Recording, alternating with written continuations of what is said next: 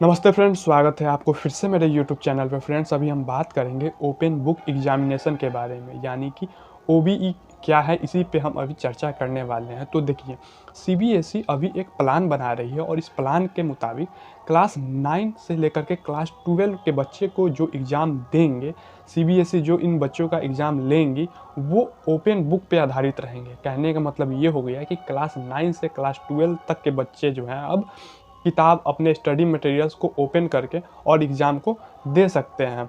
CBSE जो है इसी साल नवंबर या फिर दिसंबर के महीने में एक पायलट प्रोग्राम रन करने वाली है ओपन बुक एग्जामिनेशन के आधार पे। और इस पायलट प्रोग्राम में सीबीएसई यह देखना चाहते हैं कि सारे बच्चे का परफॉर्मेंस अगर अच्छे रहेंगे तो सीबीएसई अगले साल पूरे देश में यह ओपन बुक एग्जामिनेशन को लागू कर देंगे। अब यहाँ पे एक प्रश्न उठता है कि क्या बच्चे जो मन चाहे, जैसा स्टडी मटेरियल्स चाहें, वो सारे ले जा करके और स्कूल में एग्ज़ाम दे सकते हैं क्या? तो देखिए, अभी सीबीएसई इस पे कंफर्म बात नहीं कही है। वो अभी तक ये नहीं क्लियर किए हैं कि बच्चे जो है वो सारे स्टडी मटेरियल्स जैसा बुक्स चाहें वैसा जो है नोट्स को ले जा करके एग्ज़ाम दे सकते हैं, या फिर कुछ इन बुक्स पे रिस्ट्रिक्शन लगाई जाएंगी। कुछ चुनिंदे बुक्स और स्टडी मटेरियल्स को ही स्कूल में ले जा करके वो एग्ज़ाम दे सकते हैं।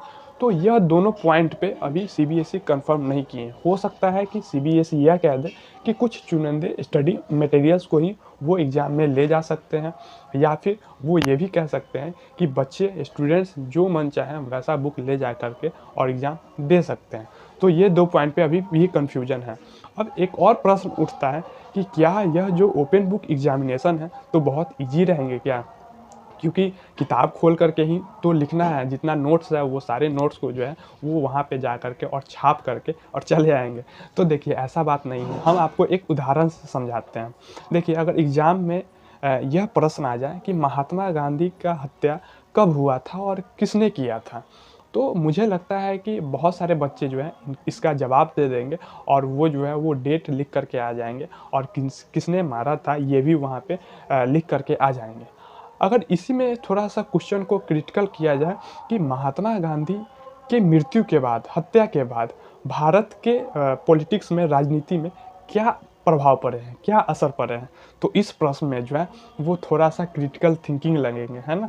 थोड़ा-सा एनालिसिस लगेंगे, उसके बाद ही जो है बच्चे इस प्रश्न का आंसर दे सकते हैं। यहाँ पे कोचिंग संस्थान जो है वो बहुत सारे अपना स्टडी मटेरियल्स देते हैं, है ना? कि मेरा स्टडी मटेरियल्स लीजिए और अच्छे नंबर से आप पास कर सकते हैं। तो उस स्टडी मटेरियल्स में यह तो बखूबी लिखा रहेगा कि महात्मा गांधी का मृत्यु कब हुआ था और किन्होंने किया था, लेकिन वहाँ पे आपको इस प्रश्न का उत्तर नहीं मिल पाएगा कि महात्मा गांधी के हत्या के बाद भारतीय राजनीति में क्या असर हुआ, क्या प्रभाव पड़ा।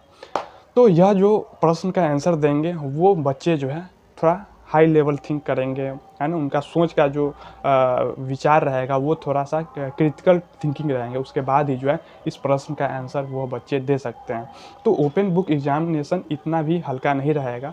वहाँ पे जो है आपके दिमाग के हिसाब से जो है वो प्रश्न को आप सॉल्व कर सकते हैं और उसका आप आंसर दे सकते हैं। तो हम अंत में आपसे एक छोटी-सी रिक्वेस्ट करेंगे कि यह जो जानकारी हम आपको दिए हैं ओपन बुक एग्जामिनेशन के बारे में, यह जानकारी आपको कैसे लगी?